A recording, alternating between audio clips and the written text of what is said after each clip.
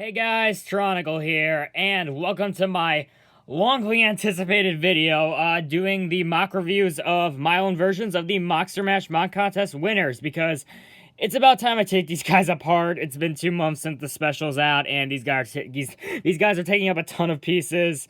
So yeah, I was gonna take them apart and not give, but I figured I would do kind of one last hurrah for them and do a mock review of all of them. So please excuse if you see there's gonna be some weird angles in this review. You're gonna be seeing some crap on the sides, and that's because my studio isn't too accommodated for mocks of this size, let alone 3 of them. So yeah, if you kind of see some stuff on the sides, or you see some kind of weird angles of stuff in my studio, please excuse that. But with all that said, I'm gonna be going 3rd place, 2nd place, 1st place. So yeah, starting out with the 3rd place entry, Nightmare by Met Productions. So right off the bat, please excuse this bizarre angle. Nightmare is a very, very tall mock. So yeah, that's why like the thing I'm using to record is stacked up on like freaking like 3 Tupperware containers right now. Cause yeah, very tall mock. Again, my studio isn't really accommodated for mocks this size typically. So yeah, here's like a size comparison of him next to Lee Wamada. So yeah, absolutely massive. And also, please excuse if you hear some background noises. My bird is like going insane right now upstairs. And I got like my washer going on right now. So regardless of all of that, onto the mock. So Nightmare is definitely an interesting mock. The original mock by Met Productions, the reason that we chose it as one of the winners was it definitely reminded us a lot of Slenderman, just kind of being this tall, lanky, just creepy looking figure. And that was just kind of a cool, just kind of a unique take on kind of the whole monster motif of the contest. Like, his proportions definitely stood out among the entries. He's just really tall, really lanky, except for he has these massive hands, and he has kind of like a regular kind of Toa-ish head. Yeah, very creepy, very odd proportions, which I'm pretty sure that is what, Met was going for. So yeah, he definitely succeeded on the kind of creepy proportions. And actually, let's talk about the head. So I'm actually, just to make this easier on myself, I'm gonna pop his head off of the broken socket joint I'm using for his neck. So, the original Nightmare head, I'll probably pop up an image, of the original head right here. So it was a custom mask by, I believe Socket Ball Masks. That I think you got that at Brick Fair, Matt, if I'm not mistaken. But yeah, anyway, it was a custom mask, and I obviously couldn't get the exact same mask, and if like the cast mold was out there, I wouldn't be able to get it and paint it in time for the contest. So instead, I opted to do the next best thing, I thought, which was get a Gali Mata mask, because it definitely got the shaping of the custom mask down, and just paint that myself, and then just use traditional Lego pieces for the kind of ears instead of, I was considering kind of cutting out the ears from, please excuse, by the way, I was painting something earlier, so yeah, I have some paint on my hand. Anyway, I was, considering, cutting out the ears out of some, like, action figure plastic or something like that, but instead I opted to just use Lego pieces. So yeah, and overall, I actually think the mask turned out looking pretty cool. I definitely, it's not the most accurate thing, because the original mask has like an open eye socket, I'm pretty sure, and instead of doing that, I just ordered a trans neon blue Gali mask instead of like a clear one, and I just left the visor there. I was considering cutting it out, but that would have just taken a bit too long, and I didn't have the correct tools to do it. So yeah, but overall, I think the head turned out looking pretty cool, especially considering I had the speed painted in like 2 or 3 hours. So yeah, factoring in that, I think it turned out looking pretty cool. So yeah, and also, if you're wondering, this is what it looks like on the inside. I didn't bother painting it, but, because it is clear, the paint on the front kind of seeps into the back. So, yeah, that is the head. And then moving on to the rest of the mock, as I snap on the head, and I'll probably cut this part out, or actually, you know what, I'm probably going to forget to. Moving on to the rest of the body, it's actually not too complicated a build. Now, you're going to see with all of the entries that I definitely did my own take on all of them, and one thing about Nightmare is my version is very unstable. So, yeah, I definitely did my own take on all of them, where I tried to just make it so you look at the mock and you think, oh, that's the original version. So it's definitely not the most accurate, but like I tried to get the key details, like the torso, the kind of detailing on the legs with the fins and the swords, the hands, and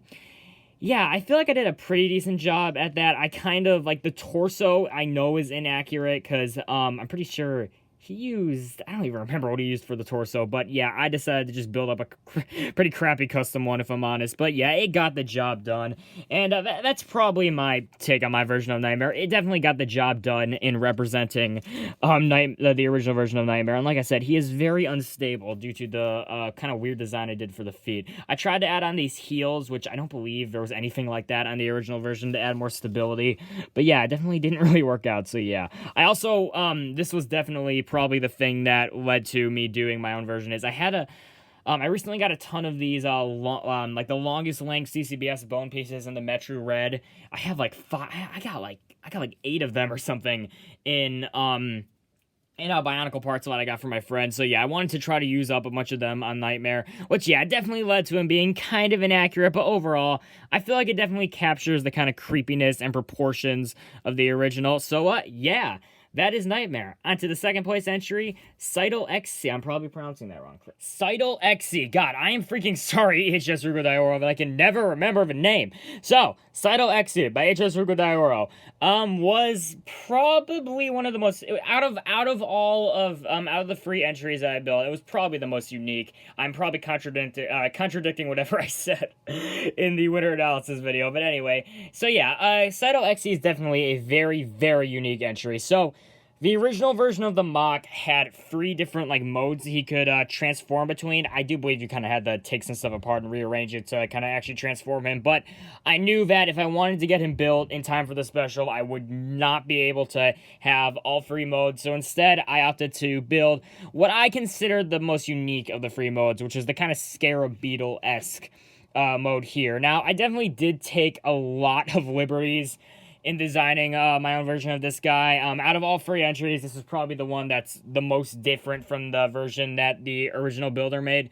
But I still feel like it does capture like the kind of the likeness to the original MOC, even though there is a bit here that is inaccurate. So the main thing is I wanted to try to add on more to the back here, because it kind of looks a bit plain right now, but I did not have enough of these Krekka spike pieces, and I was like, all right, I already ordered like 2 Bricklink stores worth of these pieces, so I'm not going to order one more, just to have the 2 spikes in the back. So instead I kind of have just one kind of pointing to the back. I kind of wish I mounted this a bit further back, but I feel like it looks okay. And I also used these hero feet instead of the Roxy feet, I believe is what he used, which doesn't look the best, but I feel like it works. But the head is probably the part I like the most, because I definitely wanted to get these 2 kind of claw pieces up front, as well as the kind of Scarab mouth esh design here, because I thought it would add a lot more kind of personality and uniqueness to the character if he would kind of attack using these, and he would kind of roar a lot. And I just thought that would not character really, it's a monster, but anyway, I just thought that would add kind of a bit more personality to him. So yeah, I definitely wanted to get that up there. And then yeah, like I did mention, I had to order like 2 Bricklink two Bricklink store, rather, worth of these Krekka claw pieces, which definitely wasn't very fun tracking down, but, you know, I definitely thought it would be worth it in the end, because I didn't want to just have, like, 4 of them or something like that and just use that. I just thought that would be copping out, because having all of these Krekka claw pieces is definitely one of the most unique aspects of the MOC. So yeah, I definitely wanted to add that in, as well as the kind of red, white, and black color scheme that was on the original MOC. I added in a bit more white, just because I kind of wanted to make that more of like a secondary color. So yeah, that was another thing that was added in by me, and yeah, there's really not too much to him other than that. He's kind of just, he's honestly a pretty simple build other than that, as opposed to Carga Rock, which we'll see in a sec. So here is his size comparison next to Liwamata, and yeah. Great job, Ruko Daiora, and great job to Met Productions as well. Forgot to mention that earlier. So, yeah. Great job, you two. And on to first place, Carga Rock. So, first place, Carga Rock. I definitely have a lot to talk about with this guy. So, before I forget, here's a size comparison to Liwamata. And he does have 2 modes, which you can transform in between in my version. So, yeah, I will show you the second mode later on. You saw it in the special, but I'll show it here anyway. So, yeah, Carga Rock. So, going in, I knew that Carga Rock is one of Scarab 55's biggest MOCs, because he is a personal friend of mine. So yeah, I knew that it was one of his biggest MOCs, and I knew I would not be able to make it as big as Scarab made it. So I scaled it down a tiny bit, even though he is definitely still pretty big.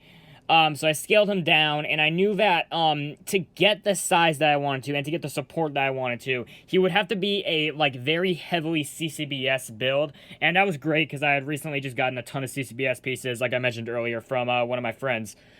So yeah, I knew that I wanted to do a heavily CCBS build to add in a lot of support, and that I would have to kind of scale some things down. So obviously he isn't entirely CCBS, as you can see, and yeah, his torso has definitely a lot of Technic involved, but he's really, like, a lot of him is really CCBS. Like, most of this bottom half is actually just CCBS pieces. So yeah, that was, the main thing going in. I wanted to scale it down and use a lot of CCBS for support, because I did want to make him easy to film with, because if I made him as big as he was, originally, he would be very difficult to film with, so yeah. Then the, second thing was really just keeping the primarily black and, gunmetal gray color scheme, which was also good, because I got a ton of these, Forlong shells from my friend. I think I had like 20 of them before I built all the entries. 20 of them like spare. So yeah. Yeah, I wanted to keep the consistent color scheme as well. And overall, I feel like I really kind of captured all of those things. He definitely was still kind of hard to film with. Like Tectonic Films said, if you have a big MOC, you want to kill it off as quick as possible, because big MOCs are just hard to film with. So yeah, he was still hard to film with just because of his size. But I knew that if I made him any bigger and I didn't use as many friction adders and kind of extra support pieces, he would have been a lot harder to film with. So yeah, and while I was doing that, I might as well give you a full 360 of him. So yeah, he is definitely a lot different from Scarab's original version, kind of like Alexi. His torso, mainly. I forgot to mention this with Alexi, but when I was building Alexi, I only had really one reference photo, and I couldn't ask for more, because who the winners were a surprise. So, it was the same with Carga Rock. Because of his big kind of face, it covered up a lot of his torso, so I couldn't really get in there and see really what the torso was in most of the reference photos that I had. And while I was getting a constant stream of updates to Carga Rock, because like I said, I am a personal friend of Scarab55, that definitely did help. And that had nothing to do with him winning, by the way. He was just, out of all the entries, my favorite out of all of them. So but I'll talk more about that later. I mean, really, I've talked about it. Anyway. So yeah, the torso is really inaccurate because I didn't have a lot of reference for it. So I tried to I wanted to mainly use a lot of these pieces because I had a lot of them available and I knew I could get a lot of filling with them. So I wanted to use them, and I also wanted to get the ribcage in there because I could see for sure that the ribcage wasn't there. And it also had two of these on the sides, which in his version, it's kind of like on the back, these two pieces on the sides, and here they're kind of like under the arms, but it's fine, it works. So yeah, his torso is definitely inaccurate, but like I said, it is scaled down a lot, and it definitely does work. It gave it like the filling I wanted, and yeah, please ignore my washer in the background. His arms are fairly accurate. He did have this kind of custom upper design, and the lower arms, he had a lot bigger lower arm design, but I did scale it down. I used these Paraka feet pieces instead of using 3 of these beast claws, and that's another thing. I was running out of beast claws while I was making this guy, so that's why he originally had beast claws on all legs, but I was running out of these pieces. I gotta order more on Bricklink. So yeah, he does only have like 5. The thumbs, 2 legs, and then 1 on his tail. And speaking of his tail, you haven't been able to see it in this angle. That's what it looks like. It was accurate because it was very easy to get a shot of the tail. So yeah, but that's kind of this version. Like I said, it was kind of hard to get reference for it, but overall, the main thing going in was, yeah, like I said, scaling it down, keeping it compact, keeping the color scheme, and I feel like it did capture all that. So I will transform really quickly to the second mode, and I'll probably knock over my backdrop while I'm doing that. So yeah, cut to that. So here we have Carga Rock in his more kind of beast-like centipede mode, and this was definitely one of the reasons that Carga Rock got first place. In his main mode, he looks really creepy with the faceless, faceless mask face, whatever it is, faceless head, and then just his friggin' multiple legs, his creepy arms, his creepy, like, I don't know, earwig looking tail, but the fact that he can transform into this like weird monster centipede looking mode is definitely one of the reasons that Carga Rock won, and something I definitely knew I needed to implement into my own version of Carga Rock. So I made it so he can transform like this, and it's definitely not as seamless, I do believe, as Scarab 55's is. It is kind of a simple transformation. You kind of just fold him out and then fold him down. I was going to show myself transforming it, but I'd probably get super mad if I did that and toss my iPad across the room. So yeah, I did not show that. But yeah, here is the second mode. You saw it in the special briefly, and probably the worst animated part of the whole special when he transforms, because it is kind of aggravating to transform my version of it. And yeah, filming him transforming I knew was going to be a pain, and it definitely was. Didn't turn out looking too good. But anyway, yeah, just here's what he looks like in this mode, and because why not, here's a size comparison with good old Liwamata. So, yeah, that is Carga Rock. Great job, Scarab 55. Congratulations on first place. It was, yeah, like I said, we all knew as soon as we saw your MOC that you were going to make first place. He was just such a freaking creepy MOC in both modes. Again, it was the faceless head. I forgot to mention that earlier. The scroll shield as the head, just having this creepy faceless head, not having any idea what it is. That was definitely a great touch, and definitely another one of the reasons that Carga Rock overall got first place. So, great job, Scarab 55, Met Productions, and HS Ruko Dioro for all getting top 3. And yeah, on to the recap, whatever it's going to be. Alrighty, and that is the end. Thanks again a ton to everyone who entered. It was me and the other free judges had so much fun looking for all the entries and picking out these free winners. But again, thank you so much to everyone who entered, regardless if you won or not. There were so many amazing entries, and yeah, it just really does mean the world that you took the time to make just make a MOC and enter my crappy contest. So yeah, thank you so much for everyone who entered, and congratulations again to the winners. I am gonna be working on those. I'm still working on your prizes, the drawings of the winners, as well as Meep is still building Carga Rock there, first place. So, yeah, that will all be done in the future. So, yeah, thank you everyone for watching. Goodbye. I gotta go take a nap or something, man.